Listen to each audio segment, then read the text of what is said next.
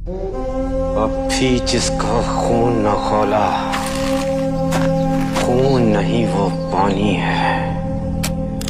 जो देश के काम न आए वो बेकार जवानी है।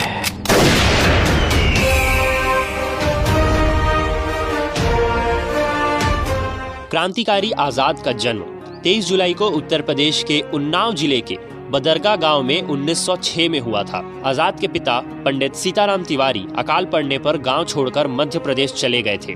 उनकी मां का नाम जगरानी देवी था।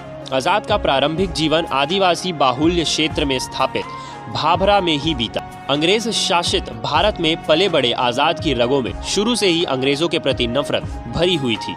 आजाद की एक खासियत थी, न तो वो दूसरों पर जुल्म कर सकते थे और न स्वयं जुल्म सहन कर सकते थे। 1919 में अमृतसर के जलियांवाला बाग कांड ने उन्हें झकझोर कर रख दिया था। चंद्रशेखर उस समय पढ़ाई कर रहे थे। तभी से उनके मन में एक आग धधक रही थी। महात्मा गांधी द्वारा असहयोग आंदोलन खत्म किए जाने पर सैकड़ों छात्रों के साथ चंद्रशेखर भी सड़कों पर उतर आए। छात्र आंदोलन के वक्त वे पहली बार गिरफ्तार हुए। जब 15 साल के आजाद को जज के सामने पेश किया गया तो जज ने उनसे उनका तथा उनके पिता का नाम पूछा।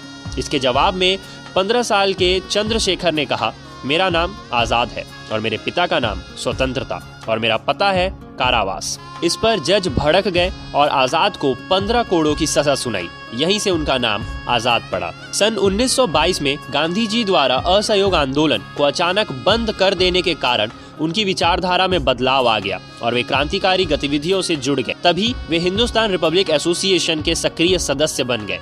आजाद ने क्रांतिकारी बनने के बाद सबसे पहले 1 अगस्त 1925 को काकोरी कांड को अंजाम दिया।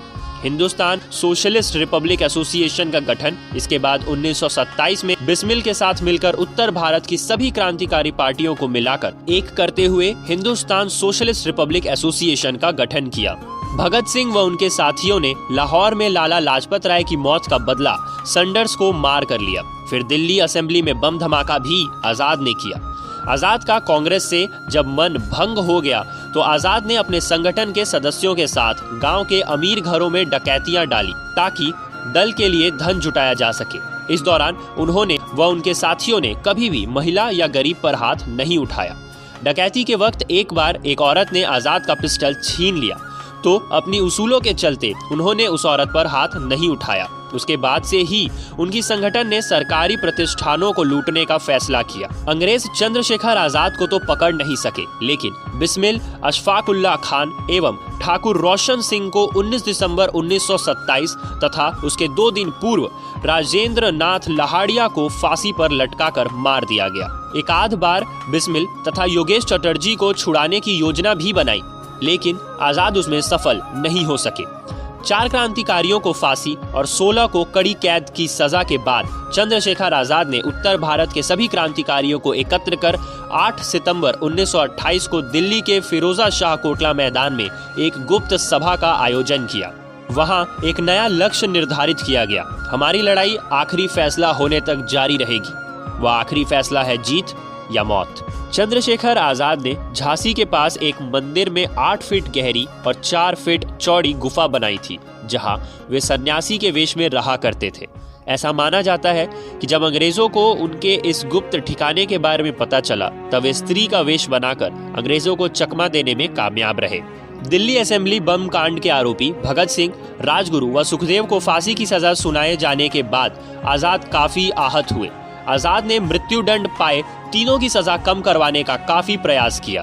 23 फरवरी 1931 को वे इलाहाबाद गए और जवाहरलाल नेहरू से मिले और आग्रह किया कि वे गांधी जी पर लॉर्ड इरविन से इन तीनों की फांसी को उम्र कैद में बदलवाने के लिए जोर डाले। नेहरू जी ने जब आजाद की बात नहीं मानी तो आजाद ने उनसे काफी देर तक बहस की। इस पर नेहरू जी ने क्रोधित होकर आजाद को तत्काल वहां से चले जाने को कहा। आजाद भुनभुनाते हुए बाहर आए और अपनी साइकिल पर बैठकर अर्फलेट पार्क चले गए। उनकी अंतिम मुठभेड़ के बारे में सर्वविदित है कि इलाहाबाद की एक पार्क में पुलिस ने उन्हें घेर लिया और उन पर गोलियां दागनी शुरू कर दी। दोनों ओर से लंबे समय तक मुठभेड़ चलती रही। चंद्रशेखर आजाद एक पेड़ की ओट से पुलिस से बचने के लिए गोलियां चलाते रहे। अपने पास गोलियां समाप्त होता देख उन्होंने अंतिम निर्णय लिया। उन्होंने अंग्रेजों के हाथ कभी भी जीवित गिरफ्तार नहीं होने की अपनी प्रतिज्ञा पर कायम रहते हुए अंतिम कारतूस से स्वयं को ही गोली मार दी। इलाहाबाद के पार्क में ही उनका निधन हुआ। उस पार्क को स्वतंत्रता के बाद चंद्रशेखर आजाद पार्क नाम दिया गया।